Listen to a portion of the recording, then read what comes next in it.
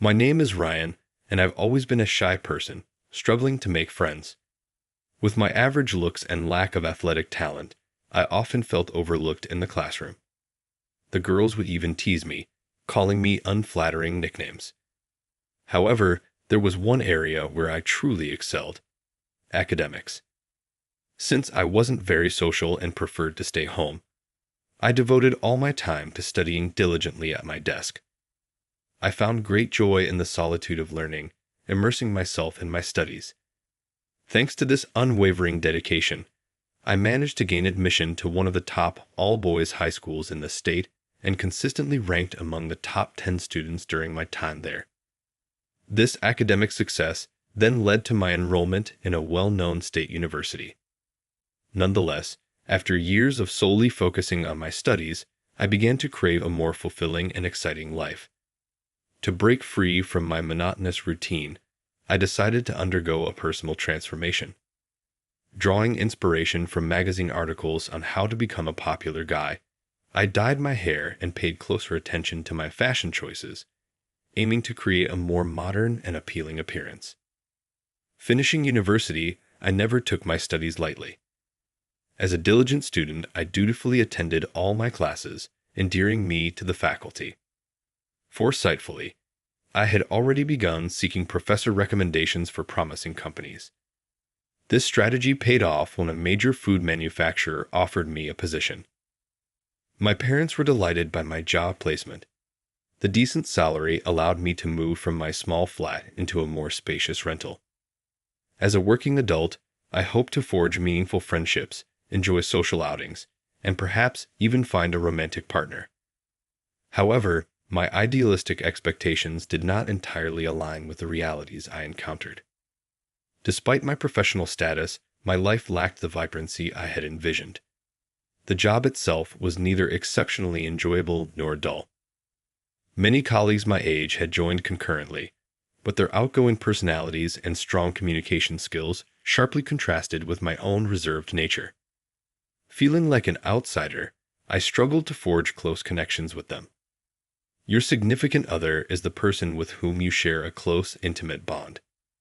This individual holds a special place in your life, and your relationship is characterized by mutual care, understanding, and affection. Together, you embark on a journey of companionship, cherishing each other's presence and building a foundation of trust and support. Your girlfriend is the one who walks alongside you, offering a unique perspective and a source of comfort during both joyous and challenging times.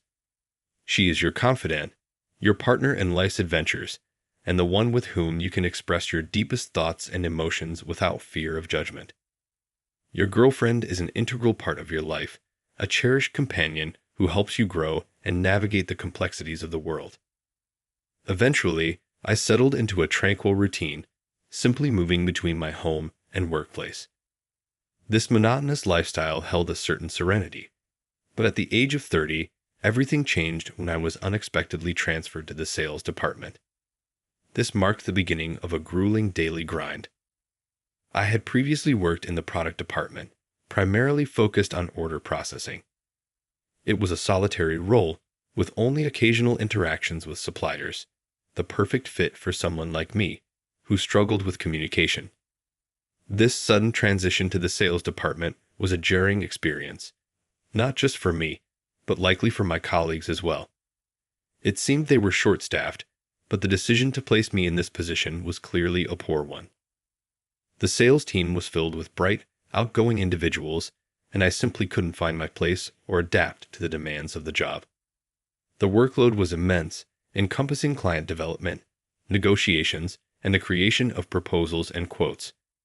Tasks that I was ill-equipped to handle. Being a poor communicator, I found it incredibly challenging to secure even a single contract, leaving my sales performance consistently at the bottom. To make matters worse, I was constantly assigned menial tasks by my boss and colleagues, further exacerbating my discomfort and sense of inadequacy. Here's a paraphrased version of the given text. This month, my colleagues at work expected me to take on a task that I didn't feel capable of handling. Even though I expressed my reservations, they made it clear they thought little of my abilities. Some of the female employees even went as far as to mock me, saying they wouldn't want to be married to someone as dull as me. While my coworkers steadily climbed the corporate ladder, I remained stagnant, just another ordinary, uninteresting employee among many. I guess I'll just keep falling behind the younger, more successful people.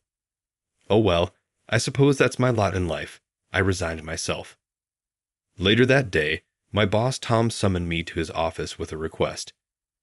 Apparently, one of our employees had made a promise to a client that he couldn't keep, and now the company risked losing that client if the deadline wasn't met. The mistake was serious enough that the employee, who happened to be the boss's son, could be fired. However, since I was new to the department, Tom suggested that I might be able to take the fall instead, perhaps only receiving a warning and a transfer as punishment. I understand you're in a tough spot, but asking me to take the blame isn't right. It's not fair to put that burden on me. I know you're hoping to avoid consequences, but that's not how it should work. Let's find a different solution that doesn't involve dishonesty or hurting someone else. I'm here to help, but I can't cover up for your actions. We need to figure this out together, without resorting to making someone else take the fall. I tried to stand my ground and fight back, but Tom became irate and shouted, "Can't you see you're just a burden? When will you start producing results?" Hearing those harsh words, I felt my heart sink. I no longer wanted to be there. I just needed to leave this job immediately. Tears began to flow uncontrollably. I suppose I had reached my breaking point. Later, the executive Max summoned me and bluntly stated, "If you lack motivation, you might as well quit." I simply responded, "Okay." It felt as though Tom had forced me to resign. Exhausted, I called my mother. She said, "Oh, you've been through so much. I'm proud of you for persevering. Why don't you come home and take a break for a while?" So, I returned to live with my mom. I had left this town because I disliked the rural setting, but she understood and didn't object when I wanted to move to the city. Our family runs a small deli. When I arrived home, my mom greeted me with a warm smile, saying, "Welcome back," and offered me some special chicken wings she had prepared for the shop. Tasting her homemade cooking after so long, I couldn't hold back my tears. My sister told me, "You don't have to push yourself anymore." Perhaps the unfamiliar work had caused me stress, but I wasn't feeling well, so I took some time to rest at home. Eventually, I started helping out at the deli. The customers were kind, complimenting my mom's dishes as wonderfully comforting. I felt much more at peace in this environment. About a year after returning home, I noticed a woman waiting at the bus stop while I was coming back from shopping. Suddenly, it started raining, and she seemed troubled, checking the bus schedule. Approaching her, I asked, "Is something wrong?" I usually wouldn't talk to a stranger, but I couldn't ignore her that day. "The bus is late," she said. Checking the schedule, I saw the bus should have arrived 30 minutes ago. It must be running late. "What a delay," I said. The rain was getting heavier, and there were no stores nearby to buy an umbrella. The bus showed no signs of arriving anytime soon. "If we stay out here, we'll be completely soaked. Would you like to come to my place for a while? My mom's there, so it won't just be the two of us." "Let's go inside to stay dry," I proposed. Apprehensive at first, she eventually accepted as the downpour intensified, expressing, "I appreciate your kindness, and I'll gladly take you up on that." That day's heavy rain flooded the roads, causing substantial damage. The woman couldn't immediately return home. My caring mother welcomed this stranger into our abode. Seeing my mother's friendly demeanor, the woman seemed relieved. Her name was Ava. At 30, she was 3 years younger than me. Her father ran a bridal business, and she worked there too. Ava had come to our town to inspect a new wedding venue. Although I hadn't noticed it outside, Ava was undoubtedly beautiful, yet her manner hinted at a touch of sorrow. I wondered if she harbored any significant concerns. Ava appeared delicate, her face slightly worn. My mother proudly served her homemade deli dishes. We only have this, but please enjoy them if you'd like, my mother offered. Thank you, Ava responded in a soft voice. As she tasted the food, Ava exclaimed, I've never had anything so delicious, her face lighting up with a smile. Witnessing Ava's smile for the first time stirred a sense of excitement within me. I hadn't often conversed with women before, but I felt I might be able to get along well with Ava. Despite the challenges at her workplace, the young woman named Ava handled the situation with grace. Though her colleagues seemed to resent her, possibly due to her position as the company president's daughter, Ava diligently worked to gain their recognition.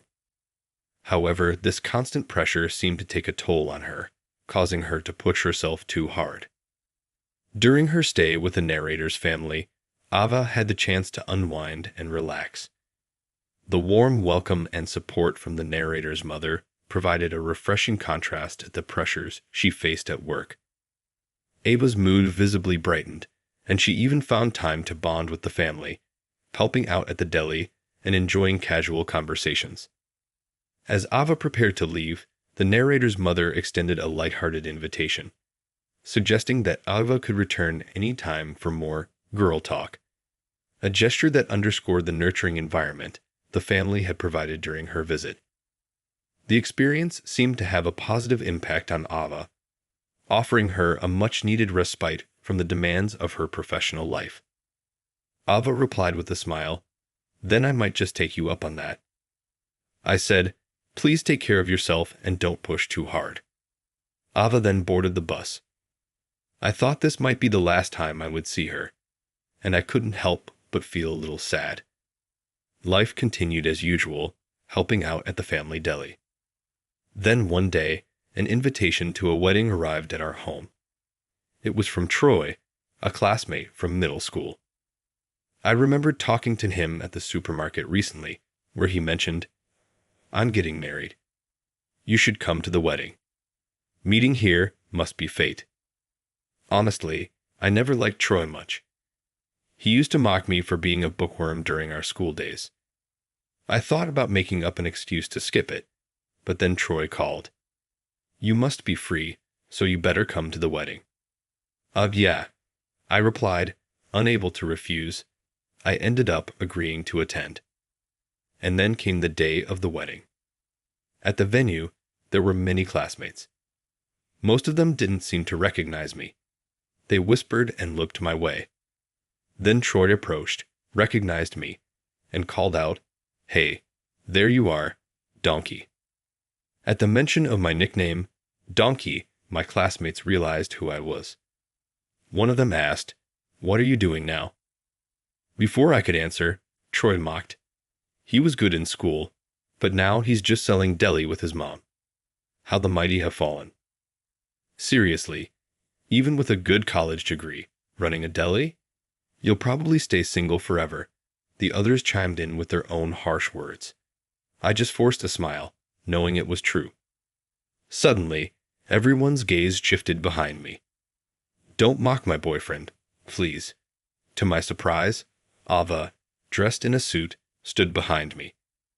Do you guys not feel ashamed, talking like that as adults? Ryan, you don't need to be here. Let's go, she said. Ava pulled me by the hand and led me out of the venue. Once outside, she looked startled and said, I'm sorry if I did too much, but I just couldn't stand seeing you being made fun of. No, don't worry about it. I'm actually glad. But why are you here? I asked. It turned out this venue was one of the ones her father managed, and she was there for work.